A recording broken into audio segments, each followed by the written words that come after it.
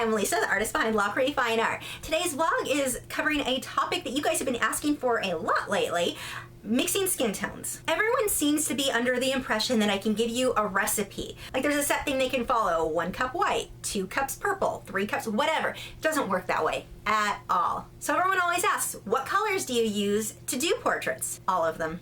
I use all of the colors. There's a reason I buy the full sets of my colored pencils, because I'm going to use most of them.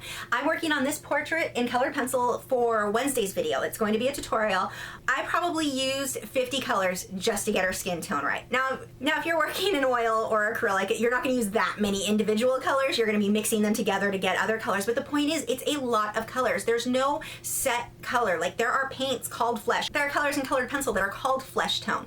The thing is, you can't use the same color for all of every one person, or they're gonna look flat. If you use one color, like if I colored that whole person with flesh tone, I've done a cartoon. The skin reflects. The skin is gonna pick up. In this case, I've got 3 or 4 different shades of gray in the side just here alone. I've got a dark sepia color. I have red and pink and blue, and there are so many colors to get skin to look natural. If you try to do it one color, it's just gonna look terrible. I'm gonna let you guys in on a little secret you may not be aware of. People aren't all the same color. I know, it's shocking. So you can't buy a color and say, this is flesh color, so I'm gonna use this to paint people. Everyone's different. And you can take one person in one lighting setting, take photos of them there, go to a different light setting, and now they may have more blue or magenta reflecting in their skin, where over here it was more greens and yellows. Same person, same skin tone, it just will completely vary by what's around them, what's reflecting on them, what the lighting is like.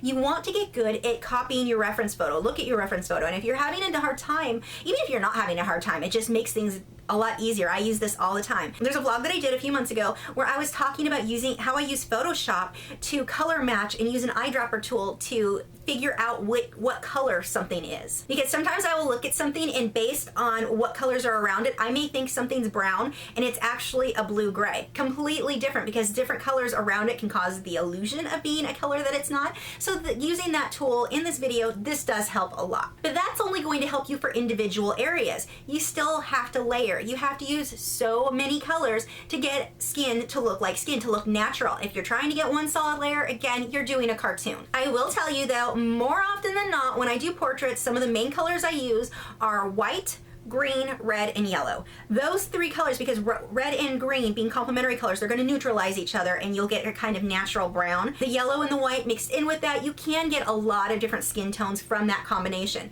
Now, the different types of red that you use or the different types of green that you use, all of that is going to contribute to the end result. This one, however, this hardly used any of those colors. I used the white and the cream a lot, obviously, but her skin, I used mostly, I think there were 6 different tones of warm and cool grays that I used to get a lot of the tone on her face, along with dark sepia, shades of red, a lot of blue, a lot more blue than I expected to use on this one. So it's not all going to be the same. Even here I didn't use the colors I often use. There have been times where I use white, magenta, and orange to get the color to match the photograph that I was working off of. It's all about layering and mixing. But here's the thing, and this is something that I think a lot of people misunderstand. I see all the time where people will bring a painting that they've worked on at home, they'll bring it into class and say, there's something wrong, my color is bad, my color is ruining the painting. And I'll look at it and it's like, no, really, the color is the least of your problems in this piece. Usually the problems boil down to either contrast being weak or it was just drawn wrong completely. Being drawn wrong is the most common that I think that I see. But everyone wants to blame the color. The color is almost never the problem. There are exceptions, sometimes it is, but like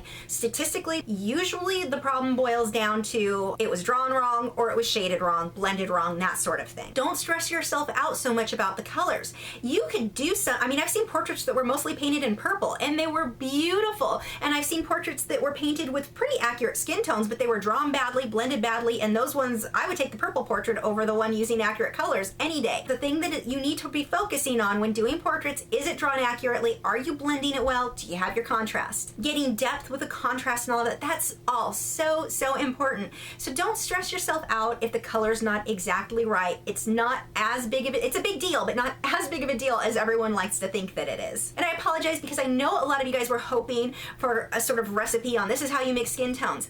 There's too many combinations. There's too many possibilities. I would be here for 3 weeks if I tried to mix every single color combination for you. You just want to get used to, and this will come with time and practice, just get used to mixing different colors. One thing to keep in mind, if you mix a color with its complement, you're going to get a kind of neutral brown color. And this is so often the base of a lot of skin tones. A lot of people will mix skin tones using white, yellow, and purple. The yellow and the purple being complementary colors, they're kind of neutralizing each other, giving you that natural sort of brown color. So that's also a way to go. But you've just got to play around with the paint. That comes with practice. But again, I want to encourage you, when you're doing portraits, spend more time focusing on getting the drawing accurate, getting the depth, getting your blending techniques, your shading, your contrast. Those things are so much more important than having the perfect color. Yes, it all plays together. They all play a role, but priority-wise, that's just how I list it. I am going to be talking a little bit more about this and the colors that I used for this portrait on Wednesday's video, because that one is going to be a tutorial. So I'll talk about which colors I'm using where. But this portrait is quite a bit different because the colors are totally different in the lighting on this little girl than it is on so many other portraits that I've done. It just depends on your reference photo. Get used to copying and color matching with your reference photo. If you're new here, I have new video critiques every Tuesday where I'm critiquing your original paintings or drawings and giving you art tips. I have my own speed paintings, drawings, and tutorials every Wednesday and vlogs most weekends, so make sure you subscribe. Follow me on Facebook, Twitter, Instagram, Tumblr, all those social media sites. Links are below in the video description, and you can follow me there, keep up with news, new work, see real-time clips of whatever it is I'm working on. I've posted quite a few real-time clips of this one in progress. I'll see you Tuesday for the critique. Oh, one more thing. I do want to let you guys know I will be doing a vlog sometime in the near future where I'm showing you my palette as I mix color so that you can see pretty much how I do that. So hopefully that'll help you guys too. I'll see you guys Tuesday.